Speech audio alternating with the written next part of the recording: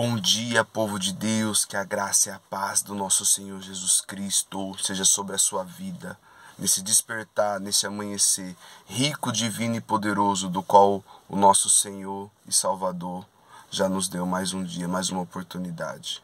Sim, o Deus da nossa salvação, o Deus que nos enviou o socorro.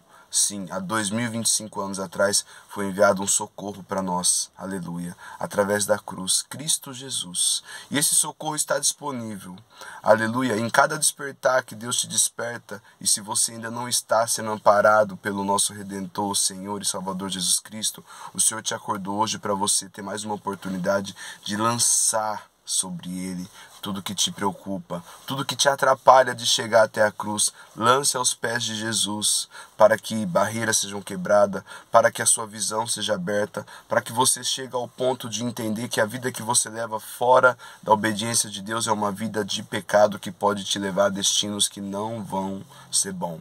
Aleluia. Gosto de deixar claro que o céu é eterno e o inferno também. Ambos caminhos têm resultados e recompensa. Aleluia. O céu, a glória com Deus. E fora do céu, lago de fogo, ranger de dente. Tormento eterno também. Então, esse momento, essa hora do dia do qual o Senhor está permitindo sobre nós, mais um amanhecer, mais um despertar, através da bondade, da misericórdia de Deus, que se renova a cada manhã, é para você enxergar o quanto Deus tem zelado a tua vida.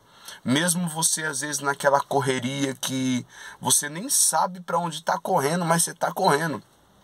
Você nem sabe o intuito de tanta correria, mas você tem que fazer. Eu tenho que cuidar disso, eu tenho que resolver aquilo. É muitas coisas que às vezes você está andando meio encurvado e não está nem percebendo. Não encurvada fisicamente, mas espiritualmente, de tentar abraçar tudo e não estar com quem resolve tudo. Eu vou te dar uma dica, um conselho do céu para a tua vida. Mateus 6,33. Às vezes esses princípios estão invertidos. Busque em primeiro lugar o reino de Deus e a tua justiça, e as demais coisas lhe serão acrescentadas. Não é as demais coisas, não é os seus interesses próprios, não é sobre o que você quer fazer, não é sobre o que você tem plano. São bons sim os planos que às vezes você tem da parte do Senhor. Mas se o reino de Deus e a tua justiça não estiver em primeiro lugar na tua vida, as coisas não vão bater, vão estar invertido. Aleluia. E princípios não se invertem, princípios se vivem. Princípios não são quebrados, princípios são estabelecidos para viver enquanto o Senhor estiver nos acordando aqui. Aleluia. Que seja mais um dia, mais um amanhecer da tua existência aqui nessa terra para viver para a glória de Deus através dos princípios do Senhor. Mateus 7:21, versículo-chave. Aleluia. Nem todos que dizem Senhor, Senhor entrarão no reino de Deus, mas todos aqueles que fazem a vontade do meu Pai. É simples, né? Todo mundo sabe que é fazer a vontade de Deus. Mas quando você exerce isso, isso se torna poderoso na tua vida. Isso se torna libertador, porque você está exercendo o que você está falando. Você está exercendo o que está escrito. E quando além de você saber que está escrito, você ouvir, guardar e praticar, aleluia, não tem como as coisas não ser transformadas na tua vida. Amém? Então não seja somente um ouvinte, seja um praticante. Assim como a palavra do Senhor vai dizer através do apóstolo Tiago, no capítulo 1, versículo 26, 27, 24 ao 27, né, que o ouvinte se assemelha àquela pessoa que se olha no espelho. Ele está vendo, está legal. Saiu fora do que está vendo, já era, já não é mais nada daquilo que você viu. Aleluia. E o praticante não, além dele estar vendo, além dele estar reconhecendo quem ele é em Cristo, mesmo saindo fora de, às vezes, de lugares que estão todos buscando ali, congregando, ele continua sendo um praticante. O ouvinte está dentro no momento, saiu daquele fogo, apagou nele também. O ouvinte às vezes está dentro de um salão, adorando a Deus, firme e forte na rocha, apagou a luz do salão, ele deixa apagar a luz dentro dele também. E não é isso que Deus quer com a nossa vida. Não é isso que Deus quer de nós. Ele nos enviou para ser luz em meio às trevas. Ele nos enviou para ir de pregar o evangelho a toda criatura. Então seja um canal de bênção. Então seja um dependente do Espírito Santo de Deus nessa terra. Como que eu faço isso? A primeira hora do dia, o primeiro momento do qual a gente está tendo aqui, eu busco dependência no céu. Amém? A incredulidade, a falta de honra, a falta de reverência ao nome sobre todos os nomes, impede Deus de fazer milagre na tua vida. Aleluia. Eu quero recitar um versículo rapidinho aqui, para o tempo dar certo e para você estar ouvindo essa mensagem, receber e se sentir edificada do céu. Amém? Marcos 6, Jesus passando por Nazaré, cidade natal. Aleluia.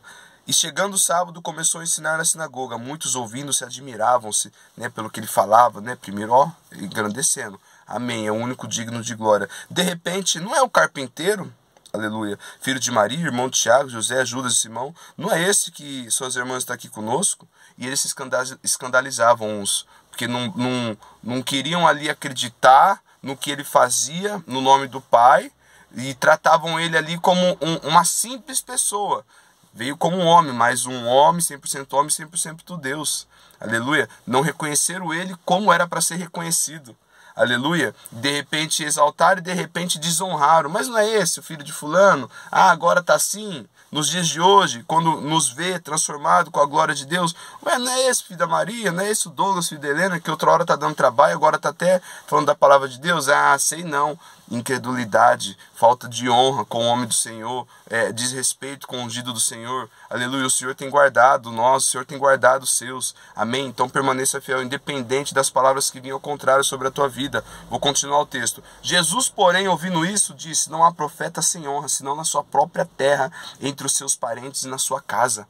Não há profeta sem honra, o profeta tem que ser honrado. Aleluia. Quando eu falo o profeta tem que ser honrado, é por ele carregar a mensagem de Deus. Então a honra é de Deus, a glória é de Deus, né? A não ser na sua própria terra, entre os seus parentes. Aleluia. Jesus veio para os seus e os seus os negaram. Ele veio para um povo escolhido, para os judeus, e os próprios judeus os negaram. Então essa mensagem eu vejo aqui ao mesmo tempo da família dele aqui, da terra que foi gerada de Maria, que o povo ali, os seus irmãos, né, desacreditaram ali na promessa que tinha sobre Jesus e dando uma rebaixada, e ao mesmo tempo ele falando que não há profeta sem honra entre os seus parentes, na sua própria casa, na sua própria terra. Ele veio para os seus e os seus os negaram.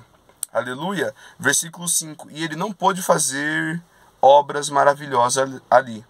Não pôde fazer alguns milagres ali. Somente curou alguns poucos enfermos, impondo-lhe as mãos. E o versículo seguinte fala que ele se admirou com a incredulidade do povo e foi para as aldeias vizinhas. Aleluia. Foi desonrado. O povo incrédulo não botava fé em quem ele era. E a palavra fala que ele não pôde fazer muitos milagres ali. Ele não pôde fazer. O pai não permitiu o filho fazer muitos milagres ali por causa da incredulidade e falta de reverência daquele povo. Da própria família terrena de Jesus ali. Terrena porque eu falo que escolheu Maria para ser gerado.